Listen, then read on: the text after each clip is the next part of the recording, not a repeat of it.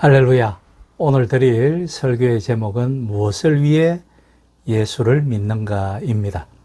본문은 요한복음 20장 31절과 로마서 14장 8절 두 군데의 말씀을 본문으로 설교를 진행하도록 하겠습니다.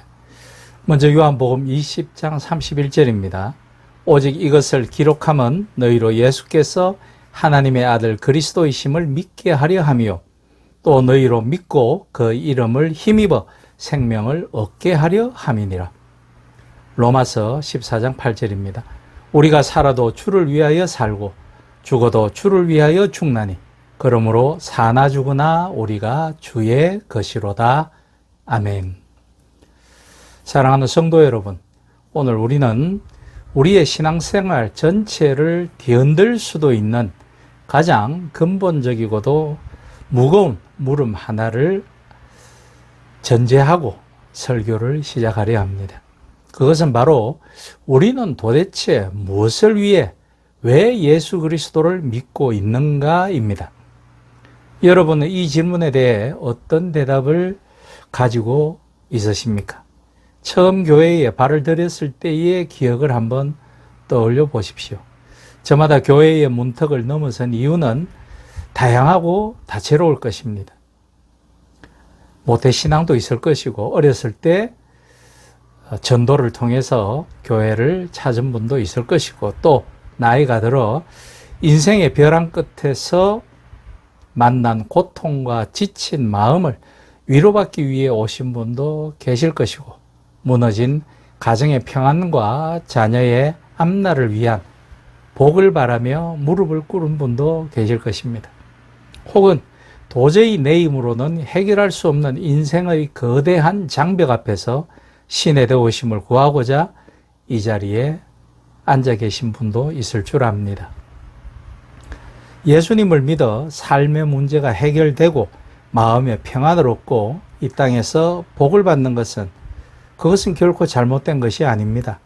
우리 하나님은 좋으신 아버지이시기 때문에 자녀들의 작은 신음소리조차 귀를 기울이시고 우리의 필요를 채워주시는 자비로우신 분이시기 때문이죠. 그러나 성도 여러분, 우리가 냉정하게 스스로의 신앙을 짚어보아야 할 지점이 바로 여기에 있습니다. 만약 우리의 믿음이 오직 이 땅에서의 안락함, 복, 문제 해결, 그리고 세상적인 성공에만 머물러 있다면 우리는 기독교 신앙이 가진 가장 핵심적인 보화, 영원한 가치를 놓치고 마는 것입니다. 만약 그렇다면 우리의 신앙은 세상의 다른 종교들이 구하는 지성이면 감천이지라는 식의 기복 신앙과 다를 바가 없어지기 때문입니다. 예수님을 내 소원 성취를 위한 축복 자판기나 도구로 전락시키는 우를 범하게 되는 것입니다. 현대사회를 살아가는 우리는 물질적으로는 과거 그 어느 때보다 풍요롭지만 정신적으로는 가장 빈곤한 시대를 살아가고 있는 듯합니다. 세상의 시스템은 우리를 쉼없이 달리게 만들고 성공이라는 우상 앞에 무릎 꿇게 만들죠. 저 유명한 사회학자 막스 베버는 현대인들이 스스로 만들어 놓은 합리성과 자본주의라는 거대한 철창, 아이언 케이지에 갇혀 영혼을 잃어버린 채 살아가고 있다고 진단하기도 하였습니다. 이러한 숨막히는 현실 속에서 성경은 오늘 우리에게 참된 자유와 삶의 목적이 어디에 있는지를 명확하게 보여줍니다. 오늘 선포되는 본문 말씀을 통해 성경이 정언하는 우리가 예수를 믿는 진짜 목적 세 가지를 깊이 있게 묵상하며 우리의 흐려진 신앙의 옷깃을 다시 고쳐매는 은혜의 시간이 되기를 간절히 소망합니다. 그러므로 예수 그리스도를 믿는 세 가지 목적은 첫째, 세상이 줄 수 없는 영원한 생명, 즉 구원을 얻기 위함인 것이죠. 우리가 예수를 믿는 가장 첫 번째이자 본질적인 이유는 바로 영원한 생명, 즉 구원을 얻기 위함입니다. 오늘 본문인 요한복음 20장 31절은 성경이 기록된 목적, 그리고 우리가 예수를 믿어야 하는 절대적인 이유를 이렇게 선언합니다. 오직 이것을 기록함은 너희로 예수께서 하나님의 아들 그리스도이심을 믿게 하려 함이요, 또 너희로 믿고 그 이름을 힘입어 생명을 얻게 하려 함이니라 라고 되어 있습니다. 여기서 사도 요한이 말하는 생명은 단순히 육체적으로 숨을 쉬고 살아가는 생물학적인 목숨, 즉 헬라어로 비오스를 말하는 것이 아닙니다.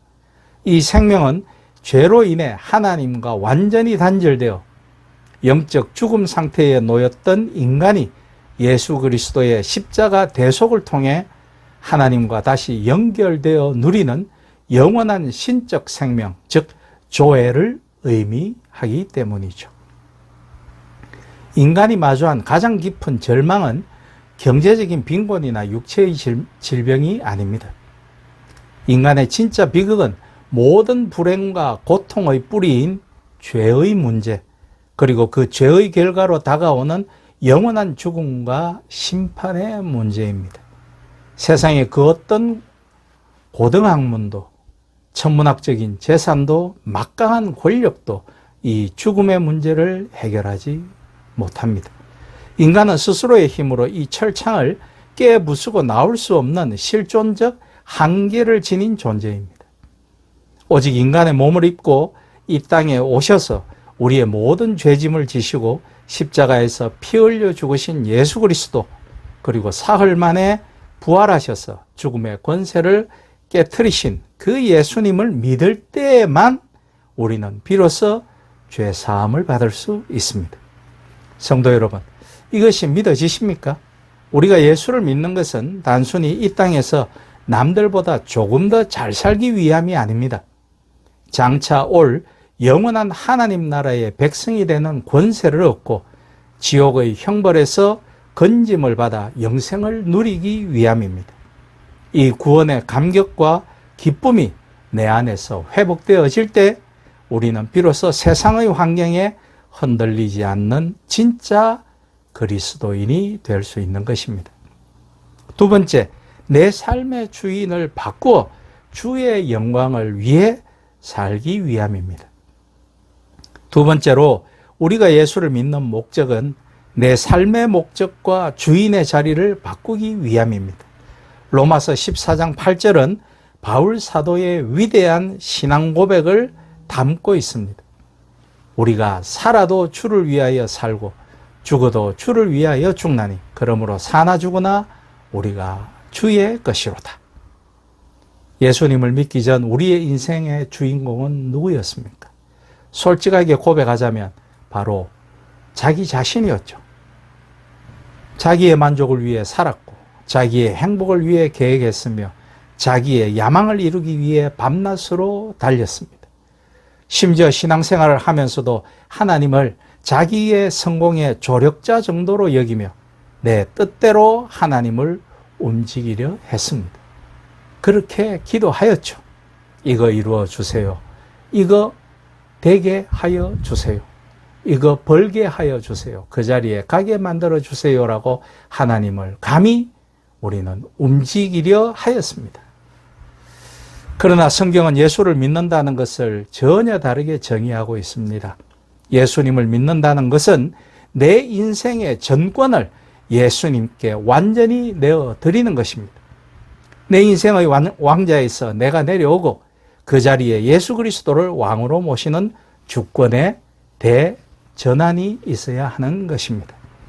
예수님의 십자가 보혈로 구원받은 자들은 이제 자신의 삶을 자신의 것이라고 주장할 수 없습니다. 주님이 핏값으로 우리를 사셨기 때문인 거죠. 그래서 이제는 삶의 모든 기준이 바뀌어야 합니다. 돈을 벌어도 나를 위해 쓰는 것이 아니라 주님의 선한 사업을 위해 벌고, 공부를 해도 내 이름을 내기 위함이 아니라 하나님의 영광을 위해 하며, 직장 생활과 가정 생활 속에서도 어떻게 하면 주님의 뜻을 이루어 갈까 고민하게 되는 것입니다. 삶의 주인이 바뀔 때 역설적으로 우리에게는 참된 자유가 찾아옵니다. 내가 주인이 되어 내 인생을 책임지려 할 때는 늘 불안하고 두려웠지만 만왕의 왕이신 예수님이 내 인생의 주인공이 되실 때 우리는 비로소 폭풍우 속에서도 평안을 누릴 수 있습니다. 사나 죽으나 우리가 주의 것입니다 라는 이 장엄한 고백이 관념적인 교리가 아니라 여러분의 삶의 고백이 되기를 바랍니다.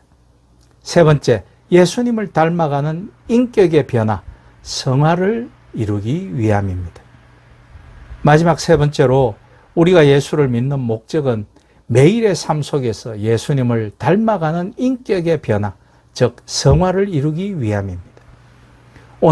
오늘날 많은 세상 사람들이 교회를 향해 그리고 그리스도인들을 향해 가슴 아픈 말의 비수들을 쏟아내고 있습니다.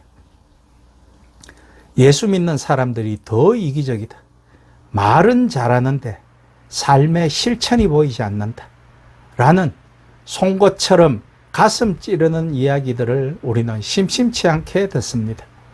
왜 이런 일이 일어날까요?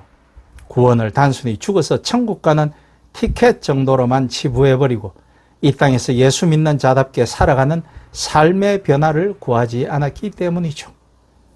그러나 주님이 우리를 부르신 목적은 단순히 천국행 티켓을 쥐어주기 위함이 아닙니다.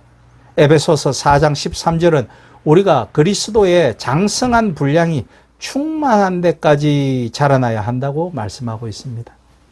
우리가 예수님을 믿고 그분과 인격적인 관계를 맺기 시작하면 반드시 우리 내면에 변화가 일어나야 합니다. 내 안의 거칠고 교만했던 성품이 예수님의 겸손으로 바뀌어야 합니다. 남을 정죄하고 미워하던 마음이 예수님의 십자가 사랑으로 녹아내려야 합니다. 원망과 불평이 가득했던 입술이 감사와 찬송의 입술로 변화되어야 합니다. 신앙은 속도나 분량이 아니라 방향입니다. 우리가 단번에 완벽한 성인이 될 수는 없지만 어제보다 오늘, 오늘보다 내일 조금씩 예수님을 닮아가는 흔적이 내 삶에 나타나야 하는 것입니다. 내가 먼저 변할 때 깨어졌던 가정이 회복됩니다. 내가 예수님의 성품으로 일터에서 묵묵히 헌신할 때 그곳에 하나님의 나라가 임합니다. 이 땅에 썩어질 가치가 아니라 예수 그리스도의 향기를 내뿜는 변화된 인격이야말로 우리가 예수를 믿는 분명한 증거이자 목적입니다.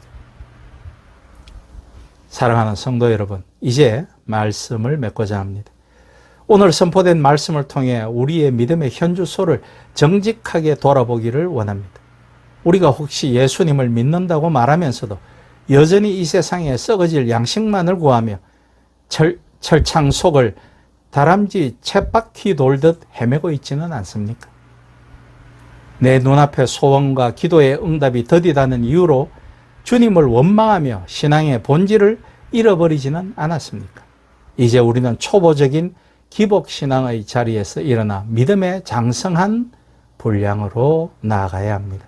만약 오늘 당장 내 삶에 내가 원하는 방식의 축복이 눈에 보이지 않는다 할지라도 나를 위해 목숨을 버리신 예수님 한 분만으로 만족할 수 있어야 합니다. 세상이 나를 알아주지 않고 나의 기도가 즉각 응답되지 않는다 할지라도 나에게 주신 영원한 생명 하나만으로 하나님을 찬양할 수 있어야 할 것입니다. 우리는 영원한 생명을 얻기 위해 예수님을 믿습니다. 우리는 내 삶의 주인을 바꾸어 주님의 영광을 위해 살고자 예수님을 믿습니다. 우리는 매일의 삶 속에서 예수 그리스도의 성품을 닮아가기 위해 예수님을 믿습니다. 이번 한 주간 여러분이 발을 딛고 살아가시는 가정과 직장 그리고 일상의 모든 자리에서 사나 죽으나 나는 주님의 것입니다 라는 이 위대한 고백을 삶으로 증명해 내시기를 바랍니다. 그리하여 우리를 통해 하나님이 살아계심과 그분의 사랑이 세상 가운데 온전히 흘러가게 되기를 우리 주 예수 그리스도의 이름으로 축복드리며 부탁드립니다. 아멘.